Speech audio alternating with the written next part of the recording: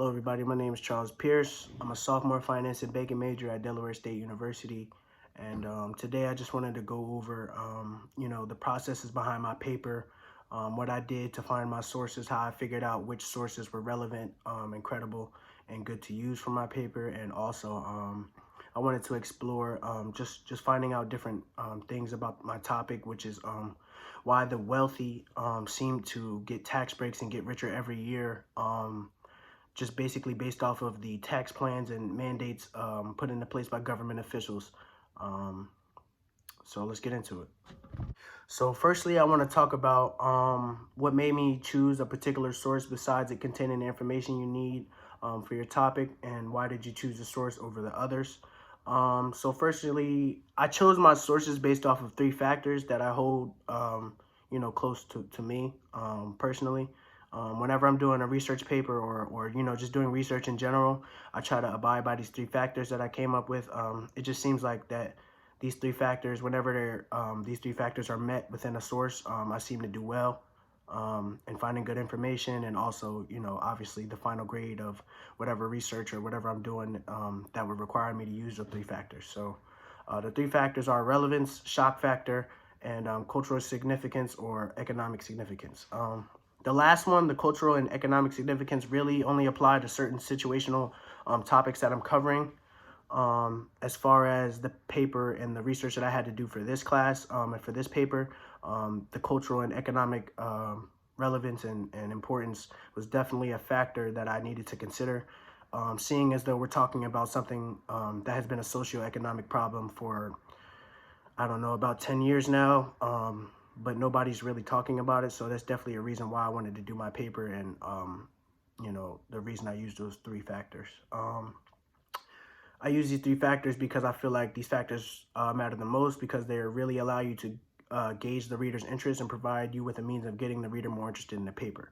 So I feel like using these three factors, you really can't go wrong with making your paper interesting and well thought of. I feel like if there's a shock factor, it kind of draws that reader in, like, oh, wow, I didn't know that. Let me keep reading so I can find out more information on this topic that I didn't previously know about, So I'm going to move on to the next slide. So what was your biggest challenge during your research? Did you find too much information or not enough? And how did you work through this challenge? So one of my biggest challenges was sorting through all the information I found and applying it to my paper. Just trying to find a credible and reliable source.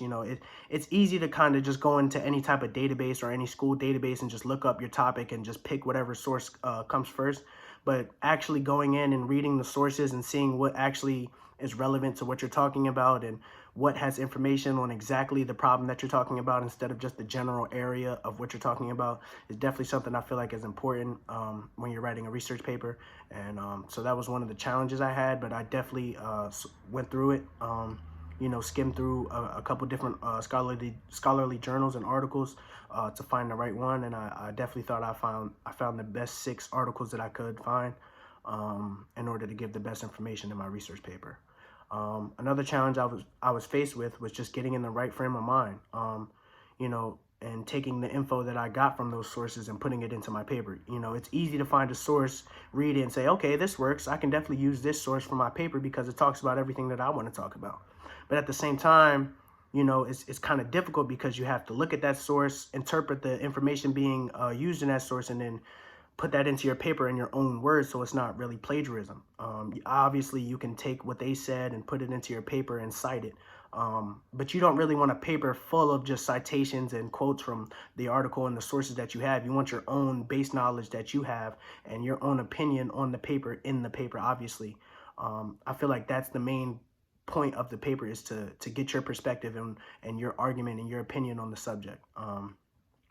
And how I overcame those problems was basically I just sat down and came up with a plan that ultimately helped me write my paper and decide on which sources were most relevant. And that plan was basically just to, sit down, go through the sources and just read them, read the abstracts just to see what they were really about, kind of get a good general summary of the article, and just, weed out the ones that were talking about general problems or problems that weren't really related to what I was talking about in my topic. Next slide.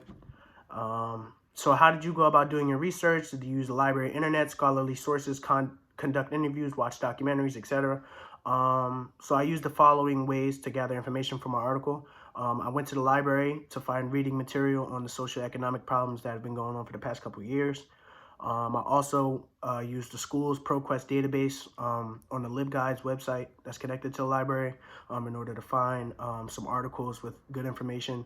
I actually used the ProQuest database to find my the article about the middle class calculator on how to find out if you qualify as middle class, lower class, or upper class, or top 1%, which I feel like is an important part of my paper because my whole paper is centered around the middle class and lower classes being treated unfairly compared to the top 1% class. So I feel like if my paper is centered around that, I should have that base knowledge of, well, how do you consider yourself middle class, lower class, or top 1%, you know, in other ways than just financial income, because there are other ways and factors that determine if you're considered middle class, upper middle class, lower class, or upper lower class, and top 1%. I also used the ProQuest database to find some scholarly journals because I knew that was also a requirement for our paper. But also, I feel like scholarly journals definitely offer a good amount of information. If you're trying to do a research paper or if you're just trying to find out about a topic, definitely some scholarly journals would definitely give you a good understanding on your topic.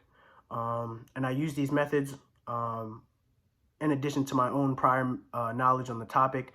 I have some prior knowledge on this topic because this is a topic that's very important to me. I'm very passionate about it because I feel like it's a real injustice that's really going on in America right now that nobody's really paying attention to, and it's really going to mess things up in the future if people don't start acting now. And finally, did you find what you expected about your topic? I found a lot of great information about my topic, and I found a lot of insightful things reading the different scholarly journals and articles and papers and stuff like that. Although there were some challenges, I believe that information I used was the best information and the most current and reliable information I had at my disposal. The message I wanted to portray in my paper was, I feel like I definitely put that on display. I definitely feel like I put my argument and my opinion out there with facts behind it to state why I feel that way. And also the sources I used for my information were reliable, credible, and also provided me with the opportunity to take the research from my own opinion about the topic later that I used to write my interpretation of my paper. I feel like the sources I used and all the information that I gathered for the paper was definitely good for the paper. I feel like the sources I used definitely gave me a better knowledge than I had before, because obviously, like I said, I had prior knowledge, but I didn't know as much as I know now, being as though I've done more research and I've looked more into the topic. So that's my presentation. That's my paper. I hope you enjoyed reading my paper. Once again, my name is Charles Pierce. I'm a sophomore here at Delaware State. I'm a finance and banking major, and I enjoyed this process, and I appreciate my professor for giving us the opportunity to dive into this research project.